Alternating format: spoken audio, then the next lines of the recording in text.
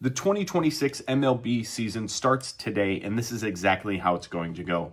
First up in the AL East, the Toronto Blue Jays will win the division. That division is deep. 1 through 5 outcome would not surprise me. Any team in any spot. I like the Blue Jays the most because I just think their lineup is the deepest. Their pitching staff shows a lot of strength. They signed Max Scherzer late as kind of a filler till Trey Savage is ready. But through the additions of Dylan Cease and Okamoto at third base, I really like their chances to win the division and repeat.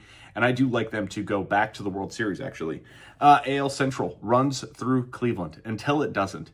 Every prediction video you see will have them third, fourth, fifth.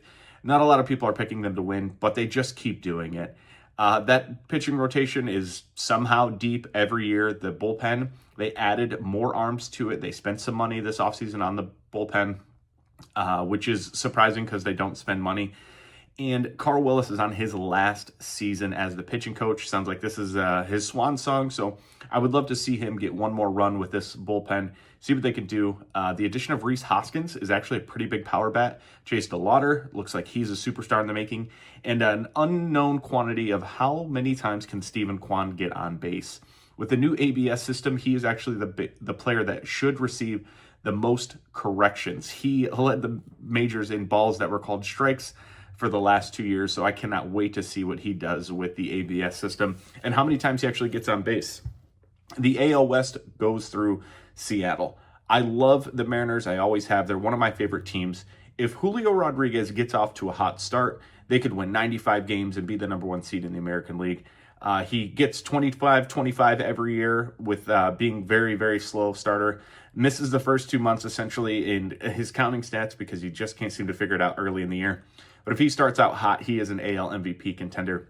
My 3 wildcard teams. First up, the Yankees. I would pick them to win the AL East if they had Garrett Cole and Carlos Rodon starting on opening day. But they're both mid-May to late May additions. And that's if everything goes to plan. Sometimes we see setbacks.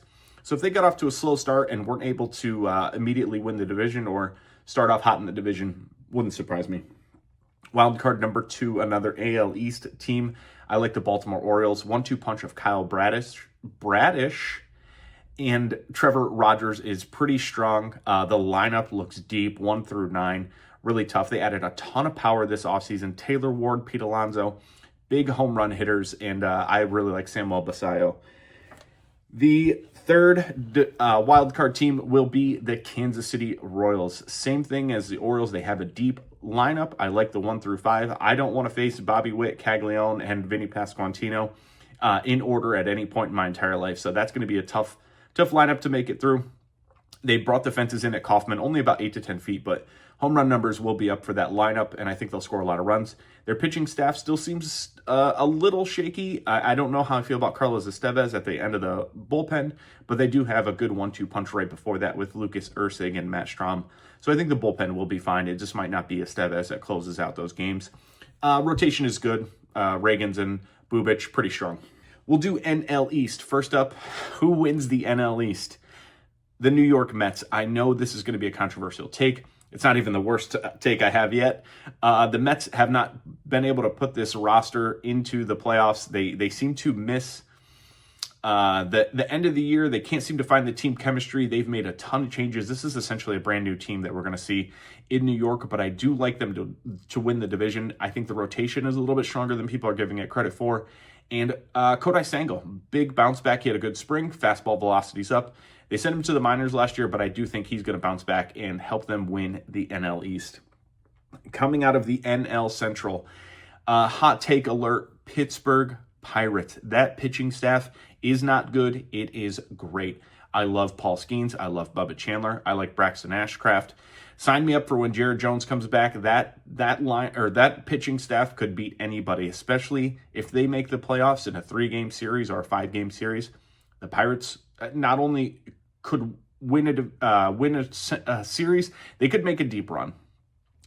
A lot of things have to go right. Don't get me wrong. Jared Jones needs to come back with no missteps. The lineup needs to produce at a much higher rate. O'Neal Cruz needs to make more contact. Brian Reynolds needs to have a bounce-back season. Marcelo Ozuna needs to get back to the 2023 or 2024 form.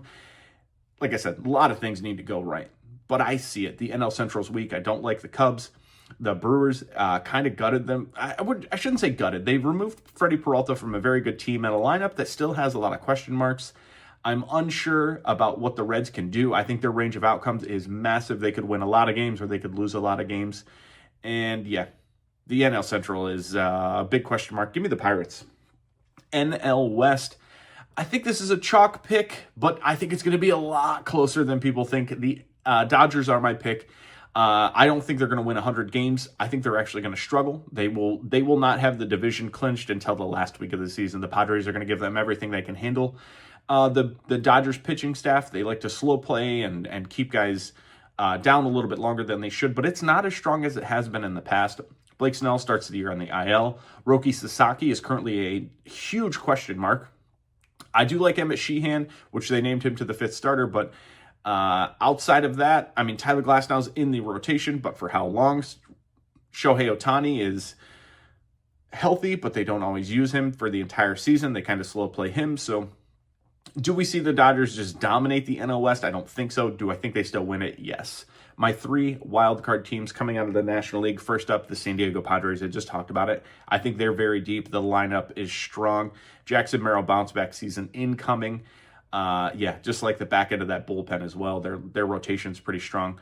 I think the Padres could give the Dodgers a whole lot of problems throughout the season. Philadelphia Phillies, repping them right here, my number 2 seed and my number 2 wildcard team. There's still some questions on the rotation. I do like Christopher Sanchez a ton, but outside of that, there's a ton of question marks. Jesus Luzardo has been hit or miss. He's very good sometimes, and other times he's not good at all. Taijuan Walker's in the starting rotation. Zach Wheeler should be back soon, but what does he look like coming back from thoracic outlet? It's going to be an interesting time to see. That lineup is good, but it's repetitive. We've seen them do this before. They've run out the same lineup. Everyone's a year older. Is that a good thing or a bad thing? We shall see. I still like them to win a lot of games, but the reason I didn't pick them to win the division is a pretty long list. The 3rd wildcard team, again, controversial take. Give me the Miami Marlins. Something happened in Miami the last couple of years. They've gotten the most out of hitters. They're developing hitters. Otto Lopez was a cast-off by the Blue Jays. He's developing into a good hitter. Jacob Marcy, a little bit older, developing into a good hitter. Kyle Stowers, cast-off by the Orioles, developing into a good hitter. They have Agustin Ramirez and a pitching staff that is young, unproven, but does have a lot of talent. So I'll take the Marlins as the 3rd wild card team. I was going to do a breakdown of each divisional playoff bracket, but let's just do the AL pennant. First up, it's the Blue Jays versus the Guardians. The Blue Jays are going back to the World Series, in my opinion. And spoiler alert, I think they win it. The NL pennant. I'm crazy. Give me the Pirates versus the Dodgers. Dodgers win it. We have a repeat of the World Series, this time with the Blue Jays coming out on top. Let's get to some award winners. The AL MVP is Gunnar Henderson. For some reason, he had a down year last year, and people all completely forgot about his 2024 season. He had an 8.8 WAR with 37 home runs, 118 runs, 82 RBIs, and a near 900 OPS. 210 combined runs and RBIs is a lot, and that lineup is now even better than it was in 2024. If we saw a 40-homer season with 225 combined runs and RBIs, I think he'd be AL MVP. And I think it's possible. NL MVP, Ronald Acuna Jr. Ohtani is actually minus 185 to win the MVP, which I've never seen in my life. But I like Ronald Acuna Jr. to have a full bounce back. Antoine Richardson is now the first base coach. He is the person that got 38 steals out of Juan Soto in New York last year. So Acuna was stealing in the Mexican League. He's stealing in spring training. Venezuela just won the World Baseball Classic. Give me Ronald to have just a monster season again. And when he's healthy, he's so fun to watch. I think he can do it. Give me Ronald Acuna Jr., NL MVP. AL Cy Young Award winner, Brian Wu. I don't like to pick pitchers coming off of their best season, but he's so new to the league that we only have one season. 25-plus starts of 6 innings or more to start the season last year. In today's baseball, that's kind of unheard of and a really safe metric to measure by, so I'm excited to see what he can do in 2026. He has pinpoint control. He gets decent chase rate. He's not going to have huge strikeout numbers, but he will still have plenty of strikeouts. Give me him at 200 innings. And an AL Cy Young. NL Cy Young, Christopher Sanchez. You could have made the case that he won the NL Central or the NL Cy Young last year. Obviously, he didn't. Paul Skeens with a below 2 ERA.